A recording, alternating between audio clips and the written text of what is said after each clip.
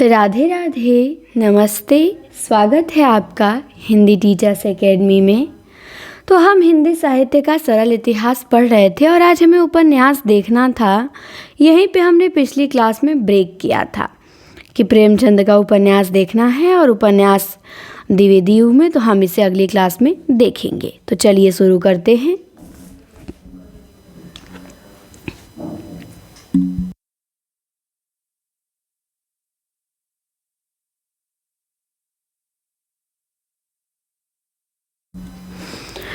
उपन्यास को महाकाव्य का स्थानापन्न कहा जाता है। यह साहित्य की अपेक्षाकृत नई विधा है, तो उपन्यास को महाकाव्य का स्थानापन्न कहा जाता है। इसमें सामाजिक तथा व्यक्तिगत जीवन को बहुत जटिलता में उभारा जा सकता है। इतिहास के प्रवाह को इसमें स्पष्ट किया जा सकता है और सबसे बड़ी बात यह है कि सामान्य जीवन के द्वंद्व, फैलाव और गति का समावेश इसमें सबसे ज़्यादा संभव है। हिंदी में उपन्यास लेखन तो भारतेंदु युग से ही प्रारंभ हो गया था, लेकिन प्रेमचंद के उपन्यासों में इस विधा ने अभूतपूर्व व्यापकता और गंभीरता प्राप्त की। प्रेमचंद की संवेदना अत्यंत व्यापक थी। जितनी व्यापक उनकी संवेदना थी, उतनी ही सूक्ष्म उनकी दृष्टि थी। उपन्यास विधा के चरम उत्कर्ष के लिए जिस सहज भाषा शैली की आवश्यकता है, वह भी प्रेमचंद के पास थी। पंडित हजारी प्रसाद द्विवेदी जी के अनुसार वो कहते हैं कि अगर आप उत्तर भारत की समस्त जनता के आचार विचार, भाषा भाव, रहन सहन, आशा आकांक्षा, दुख सुख और सूझबूझ जानना चाहते हैं, तो प्रेमचंद से उत्तम परिचायक आपको नहीं मिल सकता। ये हजारी जी कहते हैं कि अगर आप उत्तर भारत की समस्त जनता के आचार विचार, भाषा भाव, रहन सहन, आशा आकांक्षा, दुख सुख और सूझबूझ जानना चाहते हैं, तो प्रेमचंद से उत्तम परिचायक आपको नहीं मिल सकता। अब आते हैं प्रेमचंद, जिनका जन्म 1880 और निधन 1936 में हुआ था। इनके उपन्यास हम देखेंगे। प्रेमचंद के उपन्यासों का विषय बहुत व्यापक है। वे प्रधानतः मध्य वर्ग और निम्न वर्ग के कथाकार हैं, किंतु उनके रचना संसार में सभी वर्गों के लोग सिमट आए हैं। उनके यहाँ प्रकृति, पशु पक्षी सब मौजूद हैं। फिर उनमें आर्थिक, सामाजिक, वर्णगत, पारिवारिक संबंधों का ढांचा और पात्रों के चरित्र की निजी विशेषताएं भी मिलेंगी। प्रेमचंद के पात्र प्रतिनिधि पात्र हैं। निजी विशेषताओं से रहित होकर कोई प्रतिनिधि पात्र नहीं हो सकता। प्रेमचंद पे गांधीवाद का प्रभाव स्पष्ट है। उनके अनेक प्रारंभिक उपन्यासों पे गांधीवादी आदर्श, हृदय परिवर्तन एवं सुधारवाद का प्रभाव है। उपन्यास का अंत हृदय परिवर्तन और किसी आश्रम स्थापना में होता है। उपन्यासों का अंत ही नहीं, पात्र, चरित्र चित्रण आदि पर भी गांधीवादी सिद्धांतों का दबाव है। इस विषय में दो बातों को ध्यान में रख के प्रेमचंद के आदर्शवाद पे विचार करना चाहिए। एक तो गांधीवादी विचारधारा का पाप से घृणा किंतु पापी से प्रेम, और अहिंसा भारतीय आदर्शवाद की धारा विशेषतः मध्यकालीन संतों के विश्वास के अनुकूल है। वह सामान्य भारतीय मानस में गहरे घर कर बैठा है। इस दृष्टि से वह कोरा आदर्श नहीं, भावगत यथार्थ है। और दूसरे, प्रेमचंद का आदर्शवाद केवल समाधान में ही दिखलाई पड़ता है, समस्याओं का चित्रण प्रेमचंद यथार्थवादी ढंग से करते हैं। वह समस्या का समाधान सामाजिक विकास की संभावना के आधार पर ही प्रस्तुत करते हैं, लेकिन धीरे धीरे यह आदर्शवाद क्षीण होता गया। प्रेमचंद के अंतिम और प्रतिनिधि उपन्यास गोदान में आदर्शवाद से उनका मुंह भंग हो गया। वे आद्यंत यथार्थ को ही दृष्टि में रखते हैं, इसीलिए उनका गोदान दुखांत है। प्रेमचंद मूलतः कृषक जीवन के रचनाकार हैं। किसान की अपनी भूमि से कितनी आत्मीयता होती है, इसका चित्रण वे रंगभूमि और प्रेमाश्रम में करते हैं। किसानों पर ब्रिटिश साम्राज्यवाद, बड़े व्यापारियों, छोटे व्यापारियों आदि सबका भार था।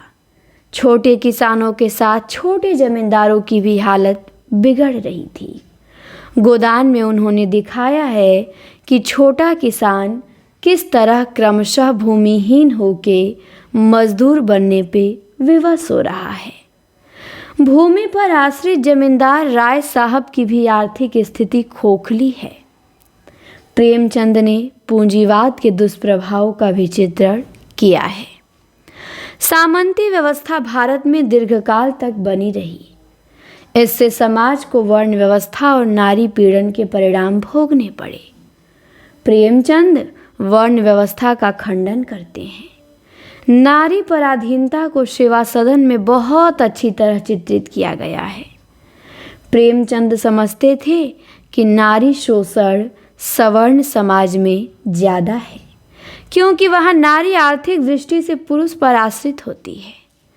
सेवा सदन की सुमन भारतीय कथा साहित्य की पहली नारी पात्र है जो यह बात समझती है और इसके विरुद्ध विद्रोह करती है।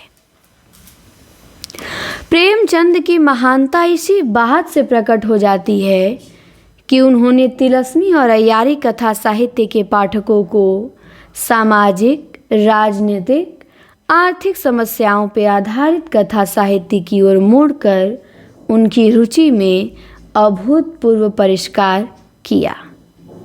प्रेमचंद की भाषा न किताबी हिंदी है और न किताबी उर्दू, वह सहज हिंदी भाषा है। प्रेमचंद के उपन्यासों में पात्रों और घटनाओं को इस तरह प्रस्तुत किया गया है कि वे हमारे देखे सुने से लगते हैं।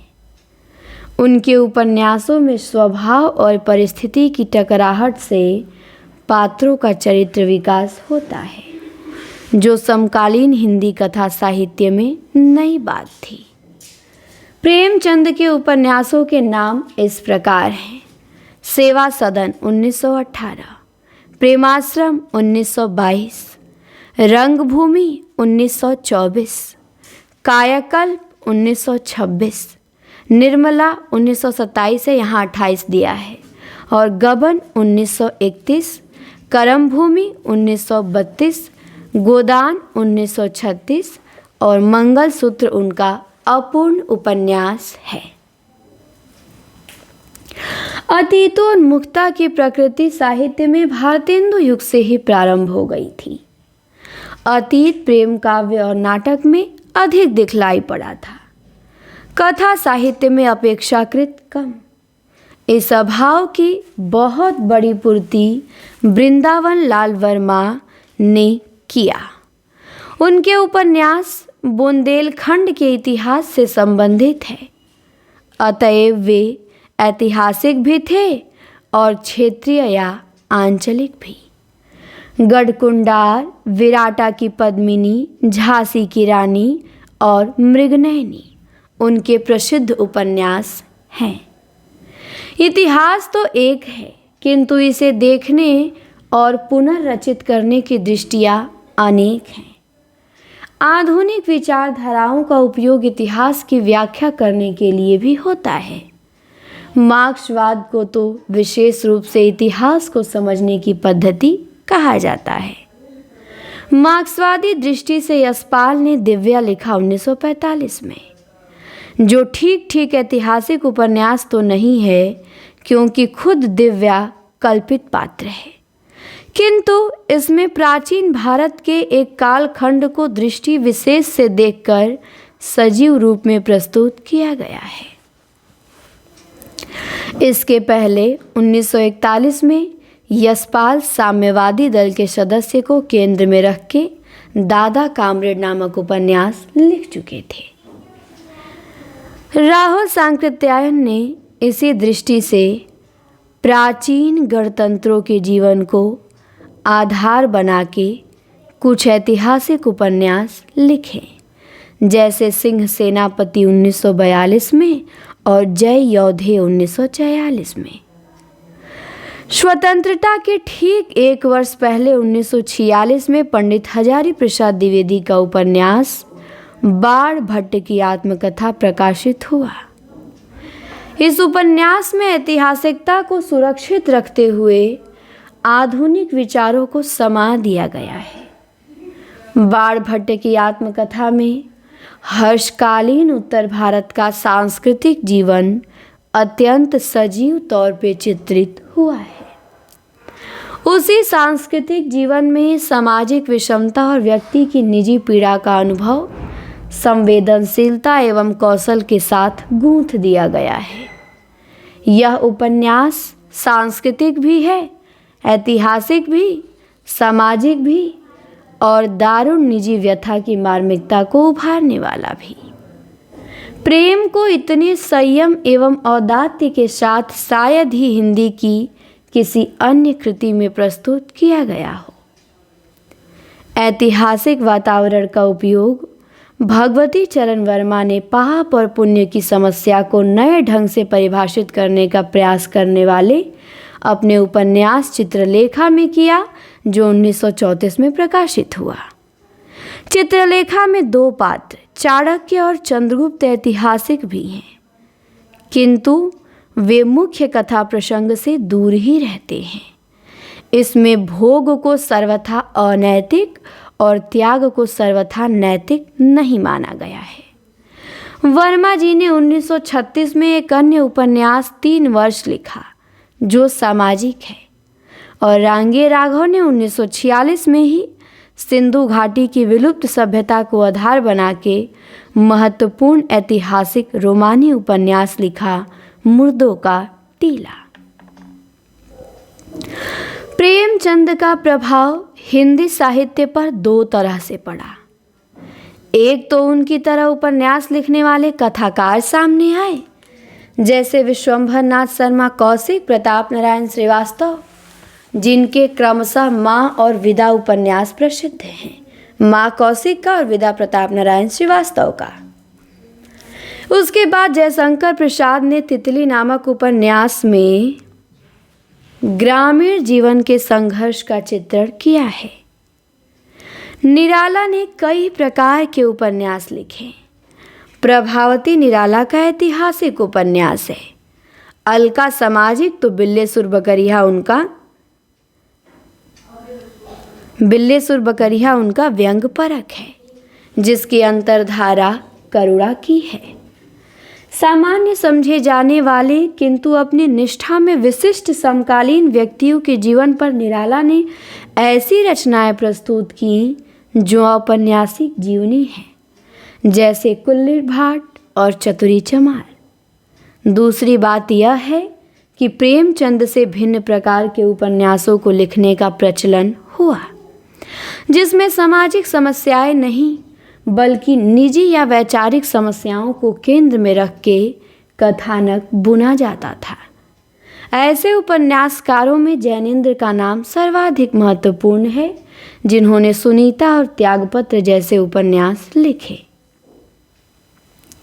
इनमें विशिष्ट स्थितियों के कारण विचित्र या विशिष्ट चरित्रों को केंद्र में रख के कथानक रचा गया है। जैनेन्द्र कुमार के इन उपन्यासों में सामाजिक, पारिवारिक और यौन समस्याओं को गुम्फित कर दिया गया है। निस्संदेह ऐसे जटिल चरित्रों की सृष्टि हिंदी उपन्यास में पहली बार हुई। समाज की विकृतियों को सामने लाके उनका भंडाफोड़ करने और समाज को अधिक मानवीय एवं क्षमाशील बनाने के उद्देश्य से जयशंकर प्रसाद ने कंकाल लिखा, जिसे कुछ लोगों ने प्रकृति यथार्थवादी उपन्यास कहा है। समाज के पाखंडपूर्ण कुत्सित पक्षों का उद्घाटन और चित्रण करने में सिद्धहस्त पांडे बेचन शर्मा उग्र ने इसी उद्देश्य से दिल्ली का दलाल, मनुष्यानंद, सरकार तुम्हारी आंखों में तथा बुधुआ की बेटी लिखा। हिंदी उपन्यासों पे फ्रायड के मनोविश्लेषणवादी विचारों का प्रभाव इला चंद्र जोशी और अज्ञे के उपन्यासों पे मनोविश्लेषणवाद के प्रभाव को पूर्णतः स्वीकार नहीं किया जा सकता। वैसे भी रचना में कोई वाद पूरी तरह घटित नहीं होता। जोशी जी पर फ्रायड, एडलर तथा युंग तीनों का प्रभाव है, यद्यपि वे एडलर के सिद्धांत से अधिक प्रभावित ज्ञात होते हैं। जोशी जी मनोविश्लेषण शास्त्र से प्रभावित होते हुए भी अपने उपन्यासों में सामाजिक विषमता को नज़रअंदाज नहीं करते। इला चंद्र जोशी के उल्लेखनीय उपन्यास सन्यासी और पर्दे की रानी हैं। अज्ञे जी का प्रसिद्ध उपन्यास शेखर एक जीवनी का प्रथम भाग 1941 में और दूसरा भाग 1944 में प्रकाशित हुआ। शेखर आतंकवाद की छाया में लिखा हुआ एक ऐसा उपन्यास है जिस पर मनोविश्लेषण शास्त्र के प्रभाव के साथ समाज के परिप्रेक्ष्य में व्यक्ति और उसके विचारों को देखा गया है। शेखर एक जीवनी व्यक्ति की निजता को सुरक्षित बनाए रखने का प्रतिपादक उपन्यास है। इसका नायक केवल अपना प्रतिनिधित्व करता है, उसकी चेष्टाएं भी काफ़ी असामान्य हैं। कुल मिलाके यह उपन्यास भी नैतिकता को एक नए और बहुत कुछ निजी या समाज निरपेक्ष मानदंड की मांग करता है। उपेंद्र नाथ अस्क के उपन्यास गिरती दीवारें में सामाजिक विषय वस्तु को व्यक्तिपरक दृष्टि से चित्रित किया गया है। इस उपन्यास के प्रमुख पात्र चेतन में समझ है, किंतु विचारों के अनुसार चलने का साहस नहीं। इस मध्यवर्गीय द्वंद्व को रेखांकित करने से उपन्यास विश्वसनीय हो गया है। इस काल में साहित्यिक हास्य और व्यंग की छटा अमृतलाल नागर के दो उपन्यासों नवाबी मसनद और सेठ बांकेमल में मिलती है।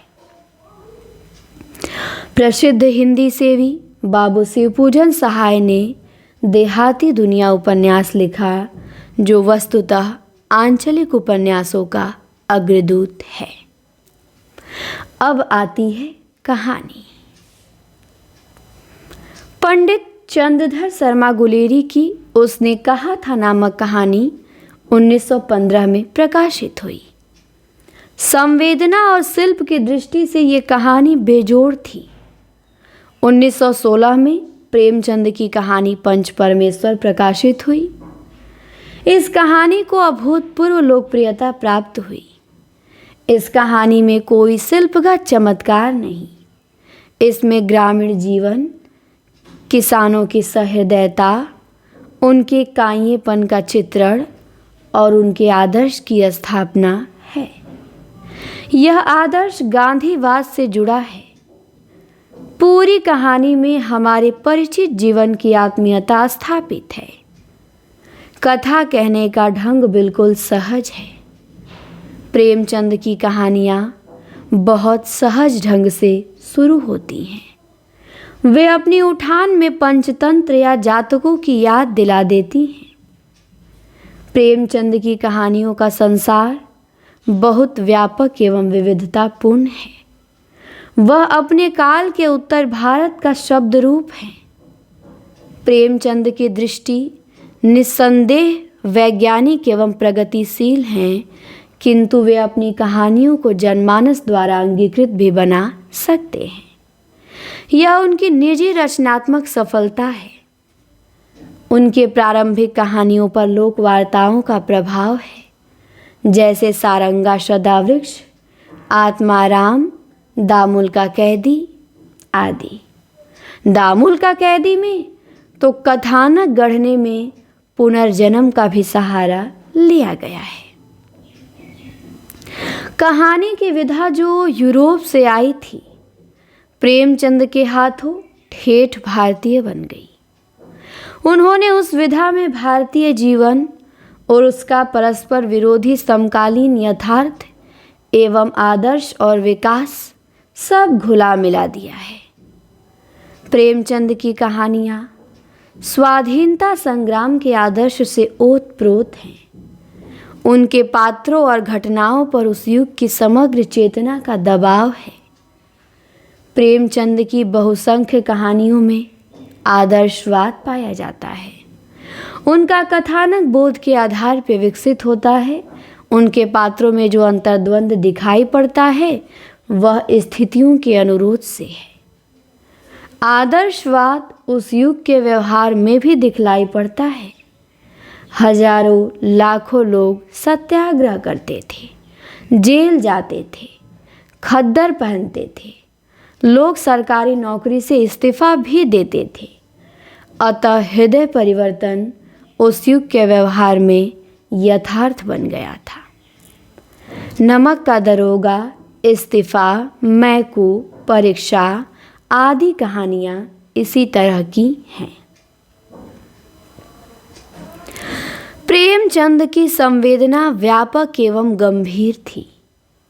व्यापकता का लक्षण यह है कि उन्होंने समाज की सभी श्रेणियों के पात्र अपनी कहानियों के लिए चुने। गंभीरता का लक्षण यह है कि उन्हें कभी कहानी के अंत पे पहुंचने की अधीरता नहीं होती। प्रेमचंद की कहानियों में नारी विविध रूपों में आती है। इस दृष्टि से उनकी बूढ़ी काकी कहानी अनुपम है, जो असहाय और हास्यास्पद है। उनकी मानसिकता को समझना महान रचनाकारों के ही बस की बात होती है। प्रेमचंद की कहानियों को पढ़ने वाला जानता है कि उनकी कहानियों में बच्चों को कितना स्थान मिला है। वे बच्चों की मानसिकता को कितना समझते हैं। ईदगाह और रामलीला इन कहानियों में बाल मनोविज्ञान की उत्कृष्ट कहानियाँ हैं। बूढ़ी काकी में उपेक्षिता बूढ़ी काकी की खोज खबर अंततः छोटी बच्ची ही लेती है, बूढ़े और बच्चे नहीं। पशु पक्षियों को भी प्रेमचंद की कहानियों में अद्भुत आत्मीयता दी गई है। जैसे दो बैलों की कथा में हीरा मोती, पूस की रात का झबरा कुत्ता, आत्माराम का तोता हिंदी पाठकों के हृदय में घर कर गए हैं। दो बैलों की कथा तो पराधीनता के विरुद्ध संघर्ष की प्रतीकात्मक कहानी ही है। प्रेमचंद ने ऐतिहासिक कहानियाँ बहुत कम, लगभग नहीं के बराबर लिखी। ऐतिहासिक वातावरण को लेकर लिखी जाने वाली उनकी प्रसिद्ध कहानी शतरंज के खिलाड़ी है, जो सामंती विलासिता और उद्देश्यहीन जीवन की रचना है। यह कहानी रक्त की शुद्धता के सामंती अहंकार पर चोट भी करती है। प्रेमचंद हिंदी के महान व्यंग्यकार भी हैं। वे असंगत स्थितियों को सहज तौर पे एक दूसरे के सामने रख देते हैं और व्यंग उत्पन्न हो जाता है। डॉक्टर रामविलास शर्मा उन्हें कबीर के बाद हिंदी का सबसे बड़ा व्यंग्यकार मानते हैं। तो पूछा जाता है कि प्रेमचंद को कबीर के बाद हिंदी का सबसे बड़ा व्यंग्यकार किसने माना है, तो रामविलास शर्मा ने। उन्होंने कुछ कहानियों में व्यंग्यपूर्ण रेखा चित्र भी खींचे हैं, जो व्यंग के उत्कृष्ट उदाहरण तो नहीं हैं, लेकिन चोट भरपूर करते हैं। जैसे उनकी एक व्यंग्यात्मक कहानी है मोटे राम शास्त्री। कथा साहित्य में आधुनिकता का एक बहुत बड़ा लक्षण है अलौकिक शक्तियों, रूढ़ियों, मिथकों को अलग रखकर बोध के आधार पे प्रबंधत्व का गठन। प्रेमचंद की कुछ कहानियाँ विशेष रूप से उनकी अंतिम कहानियों में से एक कफन ऐसी कहानी है जो आद्यंत यथार्थबोध का आधार नहीं छोड़ती। उसमें स्थितियों की संघटना करने में निर्भयता बरती गई है। ऊपर से देखने पे घीसू व माधव कोप के भाजन बनते हैं कोप के, क्योंकि वे अमानवीय और स्वार्थी हैं। इसी भ्रम में कुछ लोगों ने उन्हें एब्सर्ड पात्र भी कहा है, लेकिन वे स्वयं पार्श्विक स्थितियों में पड़े हैं। पार्श्विक स्थितियों को झेलने वाले से समाज मानवीय व्यवहार की आशा करता है, और ये कफन की सबसे बड़ी विडंबना है। इसी प्रकार इनकी कहानी पूस की रात भी है। प्रेमचंद की कहानियों को निम्नलिखित श्रेणियों में बांट सकते हैं। पहला तो लोक वार्ताओं का आश्रय लेकर चलने वाली कहानियाँ, जैसे सारंगा सदावृक्ष है। दूसरा, ऐतिहासिक कहानियों में दिल की रानी, शतरंज के खिलाड़ी। तीसरा, हृदय परिवर्तन या आदर्श पे आधारित कहानियाँ, मैकू, नमक का दरोगा और इस्तीफा। प्रतीकात्मक कहानियाँ, दो बैलों की कथा। और व्यंग्यपरक कहानियाँ, मोटे राम शास्त्री और मोटर के छींटे। पूर्णतः यथार्थ बोध पर आधारित कहानियाँ कफन और पूस की रात हैं।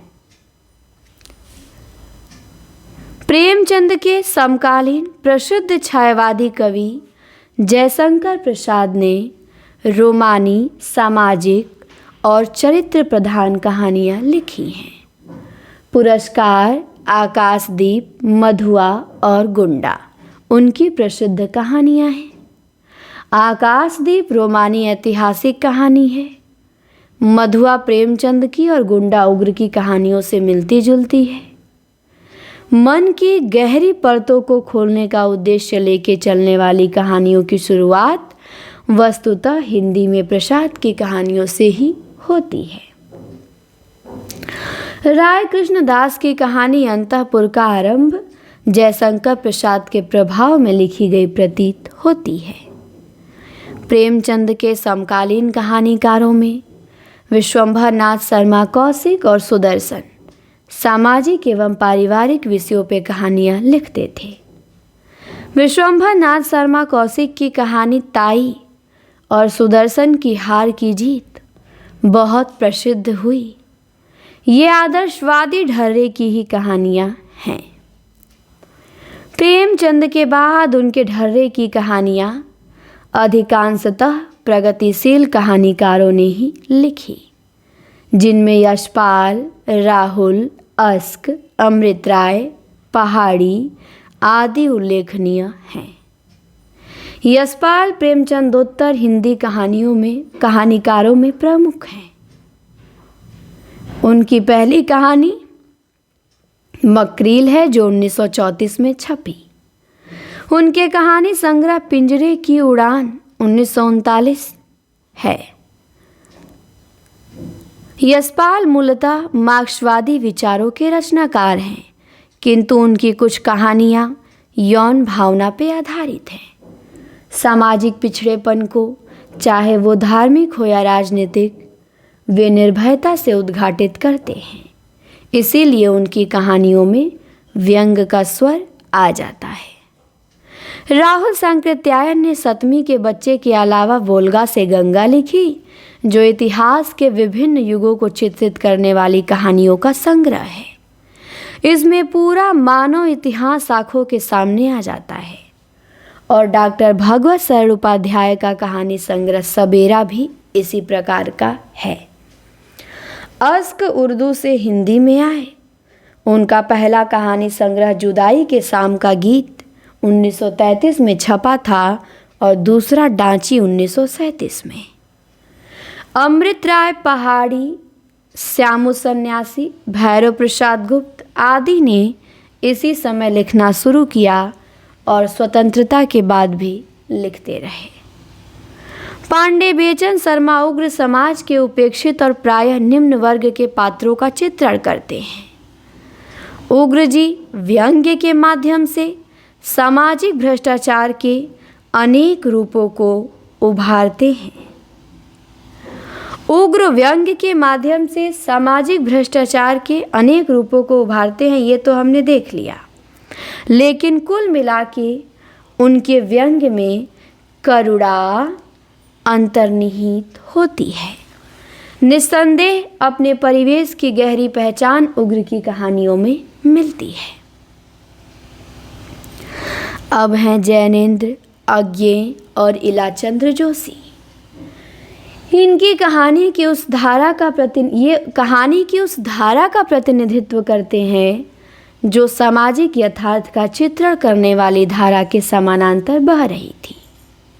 इन पर फ्रायड के चेतन अचेतन सिद्धांत का प्रभाव दिखाई पड़ता है। इन कहानीकारों के यहाँ सामाजिक विषमता के प्रति आक्रोश का अभाव नहीं है। जैनेन्द्र की कहानी एक रात असामान्य काम भावना की कहानी है। जैनेन्द्र का पहला कहानी संग्रह फांसी 1929 में प्रकाशित हुआ। जैनेन्द्र किसी स्थिति को सहज तौर पर नहीं प्रस्तुत करते, उसमें दार्शनिकता का पुट अवश्य होता है। अज्ञेय ने आतंकवादी पात्रों के अतिरिक्त विदेशी वातावरण की कहानियां भी लिखी हैं। उनके प्रारंभिक कहानियों का संग्रह विपथगा 1937 में निकला था। वे वातावरण और पात्रों की मनस्थिति को परस्पर घुला देने में सिद्धहस्त थे। इलाचंद्र जोशी की प्रारंभिक कहानियों में सामाजिक यथार्थ को प्रकट करने का आग्रह मिलता है, किंतु 1935-36 तक उन पर फ्रायड के मनोविश्लेषण का गहरा असर पड़ गया। उनके कुछ कहानी संग्रह इस प्रकार हैं, जैसे धूप रेखा है इलाचंद्र जोशी का, दिवाली और होली है, आहुति है। जोशी में सामाजिक विषमता के प्रति आक्रोश के अलावा समझ न आ पाने वाली स्थितियों के प्रति रहस्य भावना भी मिलती है। अब आता है नाटक। तो अब हम देखेंगे नाटक। कहानी उपन्यास हमने देख लिया, नाटक है, फिर समालोचना है, फिर प्रमुख आलोचक हैं। तो इनको अब हम लोग देखेंगे अगली क्लास में। ठीक, इस क्लास में इतना ही और यहीं पे ब्रेक करते हैं। क्लास को लाइक करिएगा, सभी के यहाँ शेयर करिएगा। चैनल पर नए हो तो सब्सक्राइब ज़रूर कर लीजिएगा। बहुत बहुत धन्यवाद जुड़ने के लिए। मिलते हैं जल्द ही अगली वीडियो में।